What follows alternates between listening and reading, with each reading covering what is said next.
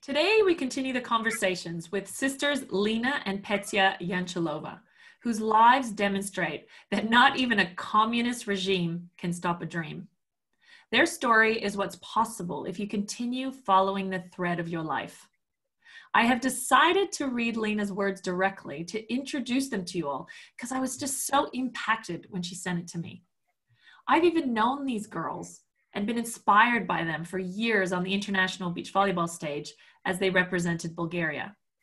I may have competed against them, but mostly I just rooted for them. I couldn't help it. You just can't with these girls. And now that we live an ocean apart, it was a post on Facebook actually, where Petia had defended her PhD in astrophysics days before having a baby. This is a true story. And it literally had me, I stopped in my tracks. I was like, I asked myself, what do the choices that these girls have made in their lives have to teach us all? So in your words, Lina, I'm just going to read. Don't laugh because there's a little, maybe a little Bulgarian bit here, but this is what Lina wrote to me. She said, "My dearest Tzvetelina," and this is in quotes, "take a look at this letter. Someone must have thought it's trash and tossed it out. But I remembered what you wrote to me a long time ago, that you are looking for a way to leave Bulgaria. Looks to me like a recruiting letter to play volleyball in an American university. This may be your chance." And this was from a snail mail letter from her Cyprian pen pal with whom she was practicing English. And she said, "It would change my life forever." So many things were heavily restricted in communist Bulgaria, but the authorities could not stop a childhood dream, even if it was crazy and impossible. At 17, so this is Lina speaking, I went to the United States alone to attend the University of Idaho on a volleyball scholarship. 3 years later, Petia joined at the University of San Diego. So Lina, when we were off record, she shared, so what is the story about Petia? How did she come to be at the University of San Diego? Well, that's a fun story because, I was deeply driven and my purpose was to get my family out of Bulgaria, out of the communist kind of yoke that we had on our heads. And, ever since I was a little girl, I heard my parents talk about that come back from work, and they were both very talented, very young parents, but they talk about this glass ceiling that they would always reach. If we were not a part of the Communist Party, they couldn't advance in their work. And so they would just like hit the ceiling all the time. And I started realizing how constricted our possibilities were in that society. So I was driven by wanting to get myself out, but also wanting to get my family out. So when I was playing at Idaho, I kept thinking, how do I get Petia? She's 3 years younger than me. How do I help her get a scholarship to come to the United States? And we were playing the University of San Diego. And I made sure I had a really, really good game that day. We beat them. They were nationally ranked. We beat them 3-0.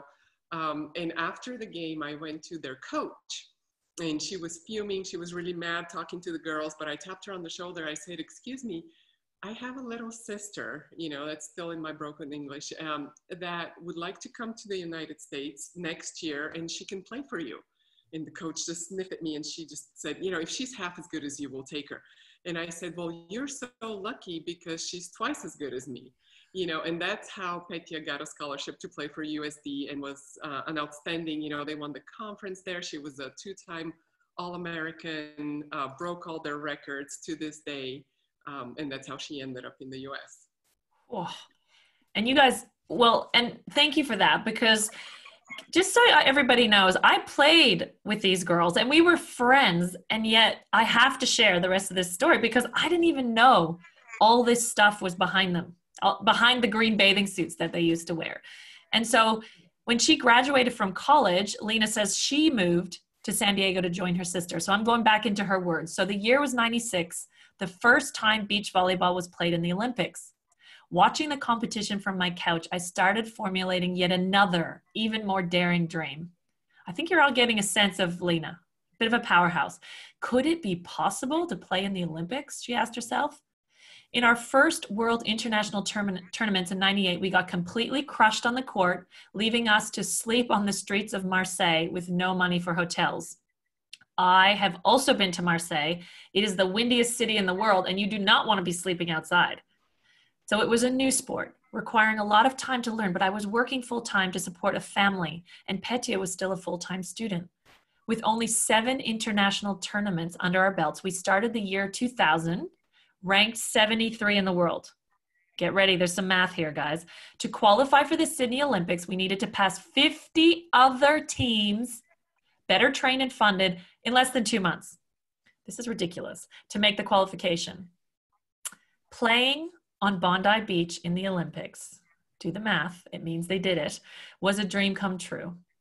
And we are literally, this is in my words, we are recording this interview on Olympic Day. Yay! Like, how cool is this? So it could not be better to be able to share this story today. And back into Lina was amazing that, sorry, these are my words again, that on the same soil, Nat, the other half of this podcast, her dream was about to come true as well.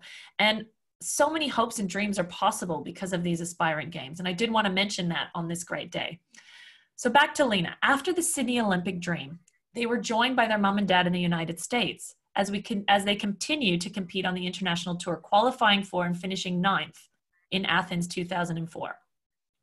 The dream didn't stop there. I rebuilt myself from a divorce and bankruptcy to marrying the man of my dreams, and I saw a beautiful ring earlier, and raising a wonderful family with 3 children, while also building a real estate business and starting a foundation, as you do. So Petia, this is the thing that stopped me in my tracks. So Petia kept reaching for the stars, rekindling a childhood dream of hers to become an astronomer, which took her on a 12-year journey to start college all over again from scratch and defend a PhD in astrophysics just days before giving birth to her second baby boy. She received an invitation to join the prestigious Space Telescope Science Institute at Johns Hopkins University. Tongue twister. The home of the Hubble Space Telescope. Get ready. Studying interstellar dust particles that can give us hints of the origins of the universe, as well as a glimpse of where we may be headed. Girls, that's your story. I'm completely blown away from your journey, and I cannot wait to learn more about you guys. So thank you for being here on Olympic Day. This is awesome. Thank you, Sarah. You are welcome. Okay, so one little note. If Petia, it might be feeding this new baby. Okay, so this isn't so long ago that the baby was inside and now it's outside. 3 weeks. And so you'll have to watch YouTube if you really want to see that, but she might turn her camera off as well. So Lina, we'll start with you because those were your words, and you know, you wrote it so beautifully. That's your story and the dreams that you had for your life. It has me so curious about your upbringing in Bulgaria. You've alluded to it with the ceiling, but I want to ask something because when you were describing that, my mind said, well, to know that there was a ceiling implies that you knew that there was something else. How did you know about volleyball scholarships? Like, what exposure did you have to possibility under that yoke, as you said? Yeah, well, again, you know, when I was about 11, the Cyprian national volleyball team came to play in Bulgaria, and my team was the ball girls. So we would, you know, shag the balls and give them to the players to play. And after the game, we stayed, and you know, I had started. Our parents actually signed me up for English classes, signed both of us up when we were 6 years old, and so I was just really excited to try to practice some of my English. So, you know, I approached one of the players and I said, can we be pen pals? There was no internet at the time, no Facebook, no nothing. So we would literally write letters to each other in English. And this is a way for me to practice. And in one of the letters I had mentioned to her, I really want to go to the United States, but there is no possibility for me because of finances, because of, you know, the restrictions that we have on travel. And she said, well, what about, she had a brother that had come to America, and he knew that for athletes in the universities, they would award scholarships that would pay for your school. She said, what about if you play volleyball for a university? That could be a way to do it. And I thought, that's it. That's the only way that I would be able to do it. Whoa. So, okay, that's really cool. So this is actually the girl who saw the letter for you as well. So right. What was going on? Just describe that. So this letter, how did it end up in her garbage, and how did she even know to share that with you? So one day, I get my letter from my pen pal and I'm super excited. I open it up. There's another kind of another letter behind it. And I read my friend's letter first. And she said, look, I found this in the trash of our volleyball federation. So she was working for the volleyball federation in Cyprus. And she said, somebody must have thought it was trash and tossed it out, but it caught my eye because it was in English. So I pulled it out of the trash and I realized it was a recruiting letter from the coach, the volleyball coach at the University of Idaho was looking for players. And I just wanted to pass it on to you. This could be your chance to play volleyball in America. She didn't know that I was trying to do the same thing. There was like a little book that was published once the wall came down, the Berlin Wall, and communism fell. And the little book was published in Bulgaria with the addresses of American universities. So I would handwrite letters to these American universities asking to connect me with the volleyball team and the volleyball coach to see if I can get a scholarship. Well, all of these letters ended up in general admissions and I got responses back, but never answering my question. So this was my only connection to a volleyball coach. And when I came to the States, once this happened, I realized that was his only response to all of the letters that he would write to volleyball federations because nobody wanted to give up their players. So all of his letters ended up in the trash. All of my letters ended up in general admission. And because of this written dream to my friend, Sarah, you talk a lot about dreams and how you manifest them and the power of writing it down. This was literally written, and this is how it came to manifest in my life. Oh, I know I'm going to cry in this interview. I don't know what it is about that makes me so emotional, but I feel that I really believe that we all have that in us. And so the fact that you wrote that down and that the power of that. And so Petia, like you're so woven into this initial dream that I have to ask you, what did you think when your sister leaves to go off and do that? Like what was even in your mind when she's off to a foreign land to play volleyball? What were you thinking? Thank you, Sarah, for having us. I was a little bit sad because Lina was my sister and my friend, and to see her leave meant that kind of a part of me was departing. Although at first, honestly, when I heard that she was going to Idaho, I didn't know what Idaho was. I mean, I heard Moscow, Idaho, and I thought, oh, Moscow, she's not going too far away. She's going to Russia, just up on the map from Bulgaria, honestly. But anyways, once it became clear she was going halfway across the world, it was a little bit sad, but I knew that that's something she wanted to do. And I was a part of the process, seeing how she asked her volleyball teammates to record those tapes with her, to have, to set her a bunch of balls so she could hit, so the coach could see how well she hit and pass and block and stuff like that. So I remember sitting there shagging balls for all that. I thought it was an adventure. I was too young. And then maybe a couple of years after she had left, I thought, oh, I guess I'm just kind of going to follow in the footsteps of my sister. That would be great, but I want to do something a little different. Of course, little siblings want to do something a little different, even if it's the perfect thing they get to do. I said, I'm going to go and play maybe for Australia or New Zealand, something like that. That's seriously how different my dream was. I'm going to do the same, but somewhere else. But of course, my sister told you the story of how she paved the way by, making this promise to the coach that I was twice as good as her. And no, I was not twice as good as her, but because I couldn't let her have lied, sorry about my English there, I had to live up to that. So anyways. Yeah, she almost like painted this frame that you were like, okay, I better rise into that. Yeah. My coach, Sue Snyder here, kept saying, she said you were twice as good. I said, okay, let me practice a little harder. I think I can be. And you got to San Diego with beaches and it looks just like Australia. So you kind of like, you were manifesting the right idea around the ocean. So when you say that you saw your sister do the adventure and you thought, what is it that had you wanted to, even though maybe you wanted to go do it a bit different, you did want to leave. There was a sense of like going somewhere. What was on your heart for that? Why did you want to go somewhere? That's a really good question. I haven't thought of that, but now that I think about it, I have to say that it was that Lina was having a good time there. She was doing what she loved, and also the circumstances at home in Bulgaria were such that our parents had started preparing us to know English, to do something with ourselves that could take us somewhere, that it was almost a no-brainer once she had blazed this trail and we saw that it was possible. It's just, although it seemed like the default thing for me to do, it was, again, something that I wanted to do because there was a way for me to do it. And even though I had no way to, I didn't have that American dream like my sister had. I hadn't read the novels or the articles, but I knew it was an opportunity that at home in Bulgaria, the opportunities were decreasing. There was more of a streamlined road that you had to take if you wanted to keep playing volleyball. You had to stay at home, and I was about to sign a contract with the brand new sponsor for a club team. And I said, I can't.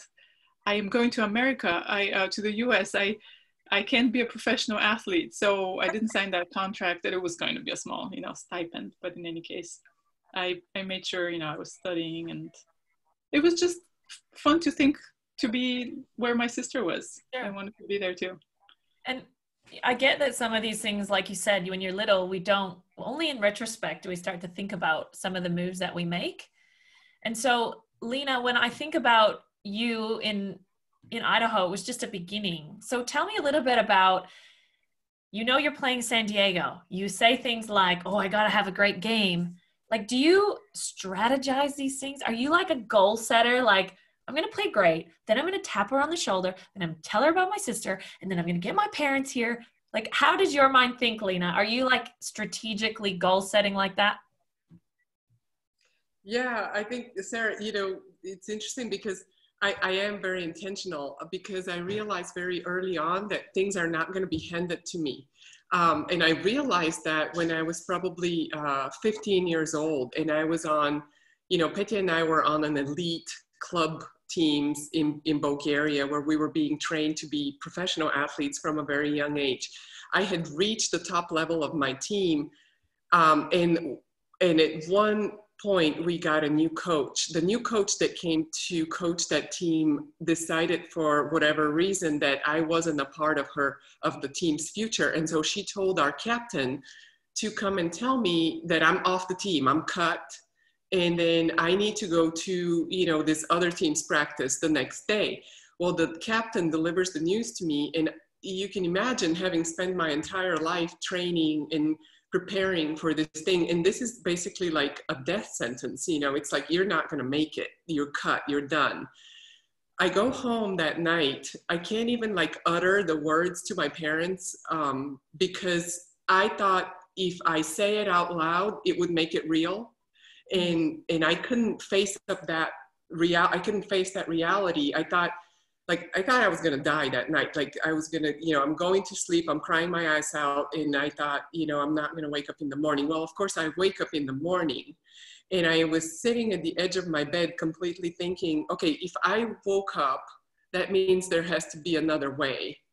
And I'm just sitting there going, I am going to my team's practice. If I'm going to get cut, the coach will have to do it to my face. Basically accept complete humiliation, but not give up on my team, on the team that I worked really hard to get on.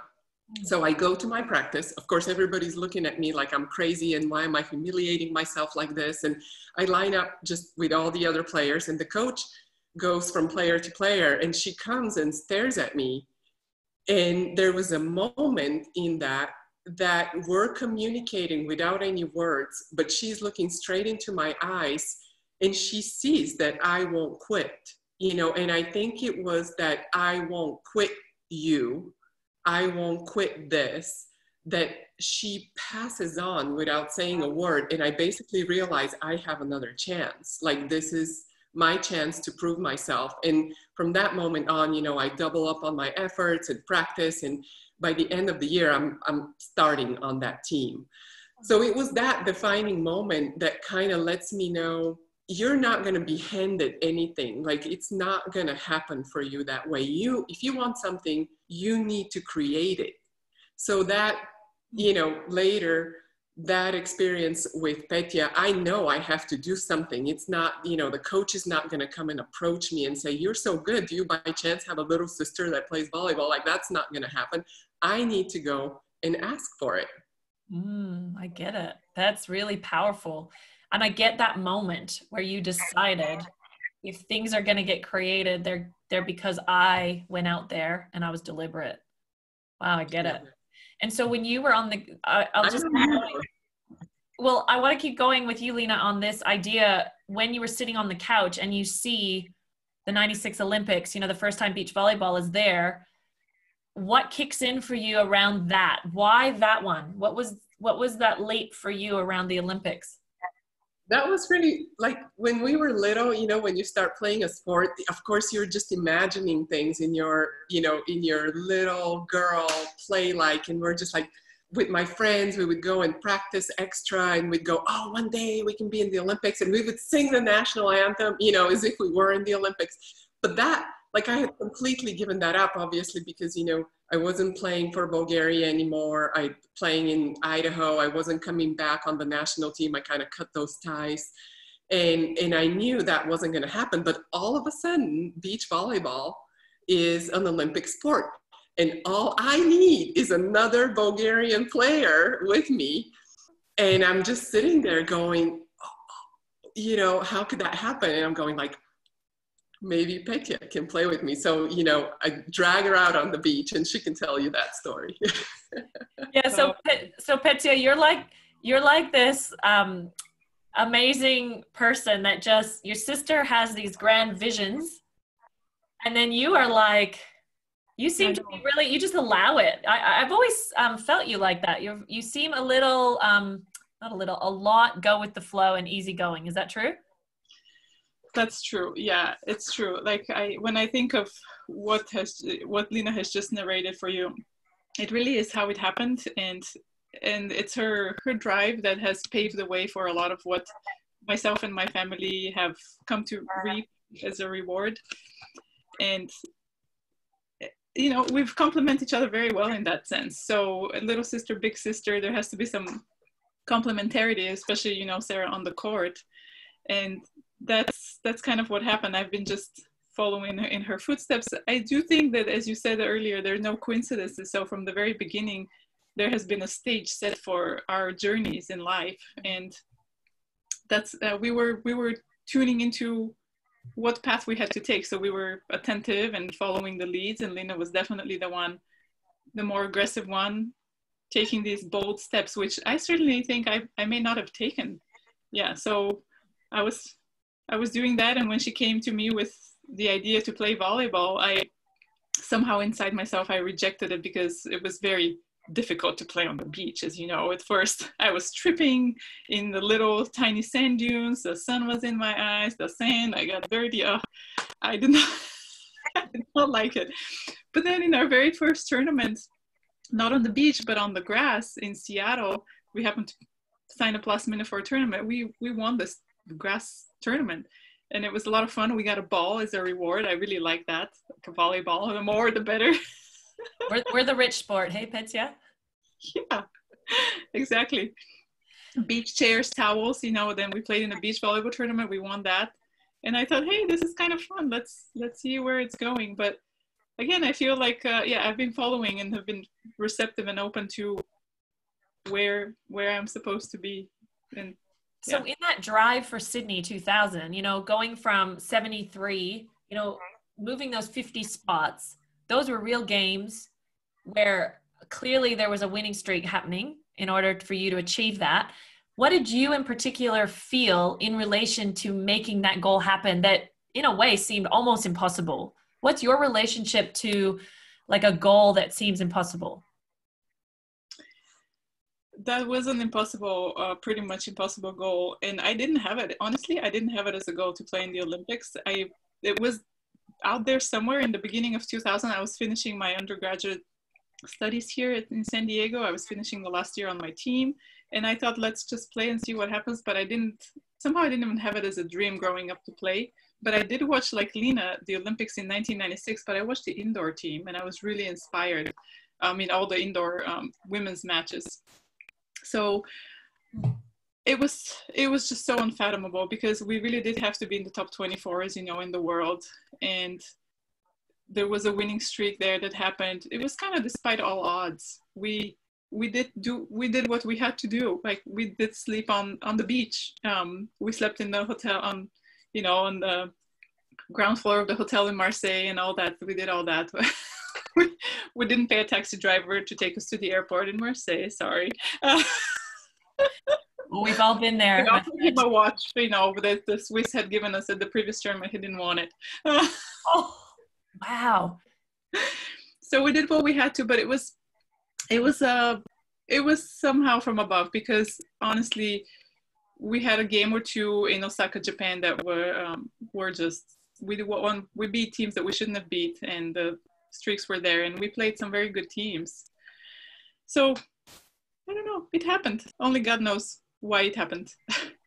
Yeah, Lina, I know say something. That's good. I'll just add something here, because, Petia is really humble, and she's the kind of person, like I said, I'll just take the ball and pass it to her, but she could do miracles with the ball, and that's what she does in her life. Like, I may have been the one trailblazing, but I had somebody that was extremely talented that I can play with, and she learned this completely new sport, for us, very quickly under very difficult circumstances, with a sister that was going like, we're going to play in the Olympics, not the ideal. But there's another story that I have to tell you, Sarah. So you know how we slept beach that one year when we got completely crushed, and then the following year I said to myself, we are not sleeping on the streets again. Like, I don't care what we have to do, but we're not going to repeat that. And so here's something that I want to share with you, because of how dreams come true, and how we can tap into this kind of unlimited source of ideas and information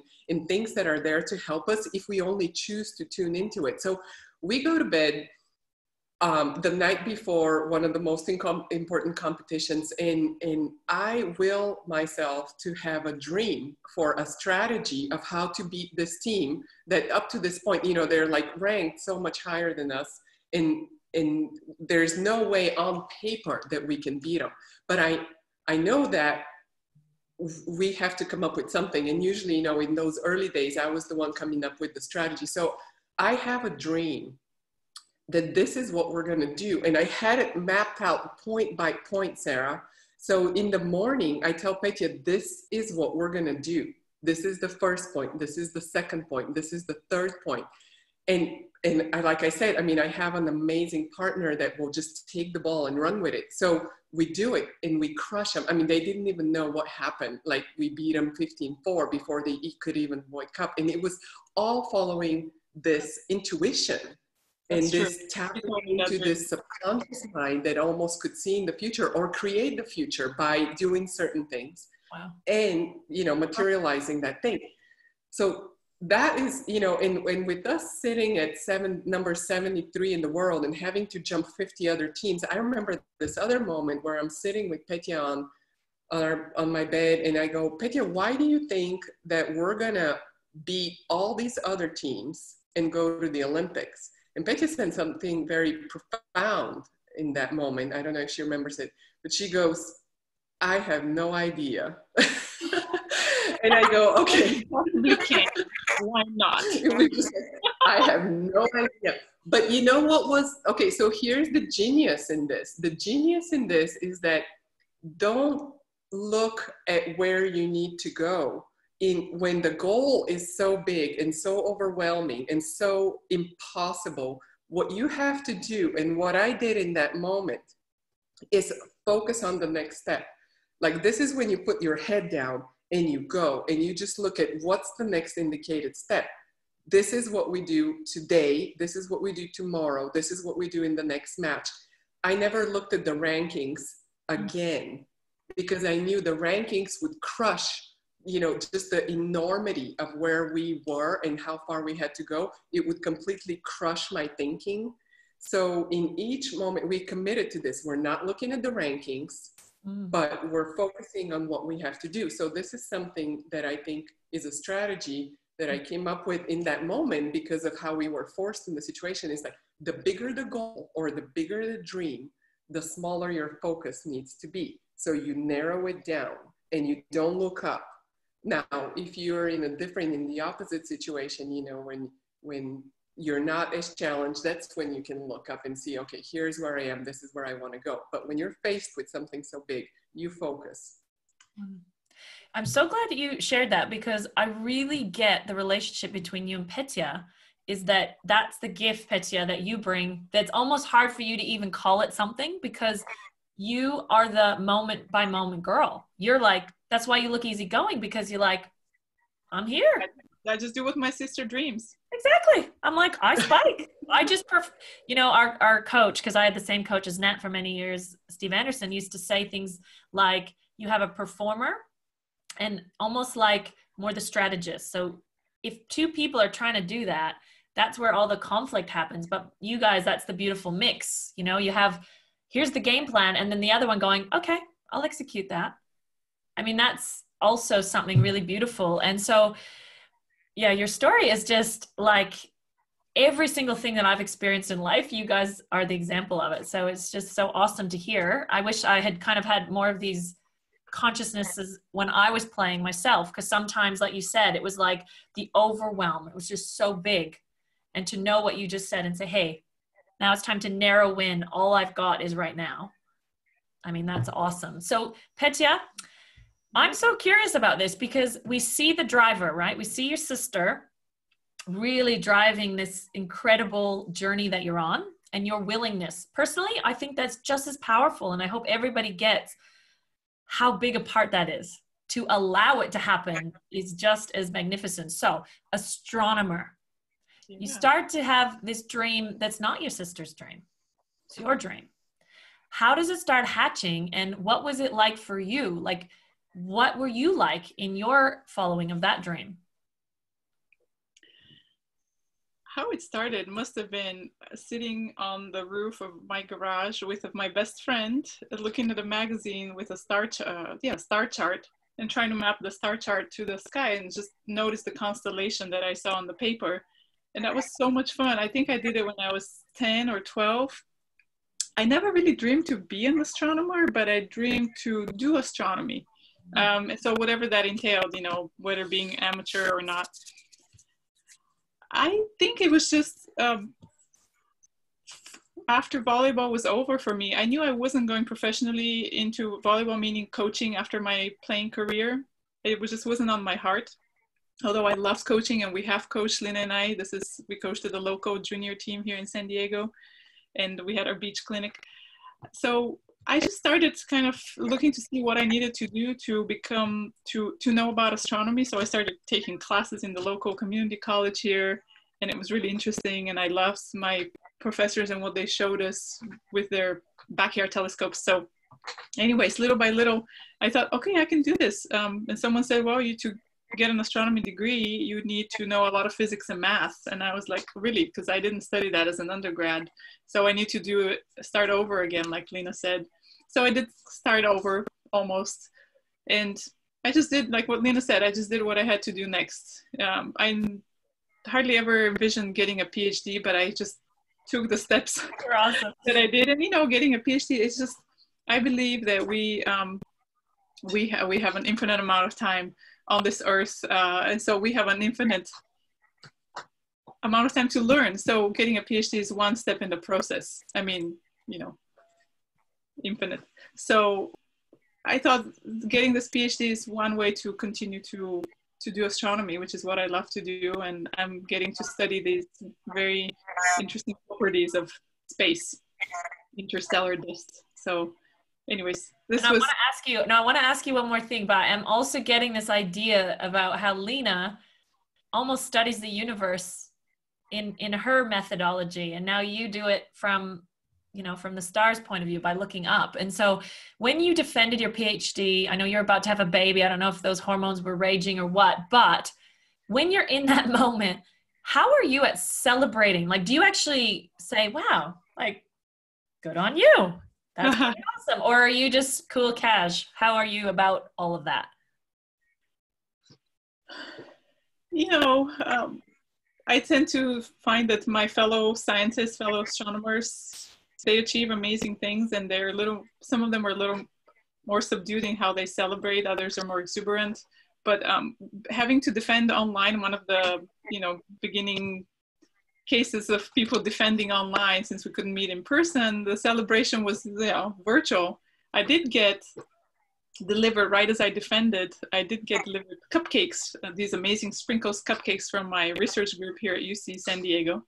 So that was great. We got to eat a bunch of sweet cupcakes here with my husband. He ate most of them. We celebrated. I actually pulled my dissertation defense to be before, well before the birth of my baby. The term came up so that I could defend, because as you know, with hormones after you give birth and with how busy you are, you may not find yourself being able to focus on this very important day of your life. So everything went very smoothly. We celebrated, and then we got together with family and we celebrated again. Mother's Day was shortly thereafter. So my first son's birthday, May 10th, was also on that day. So it was very, very sweet. Lovely.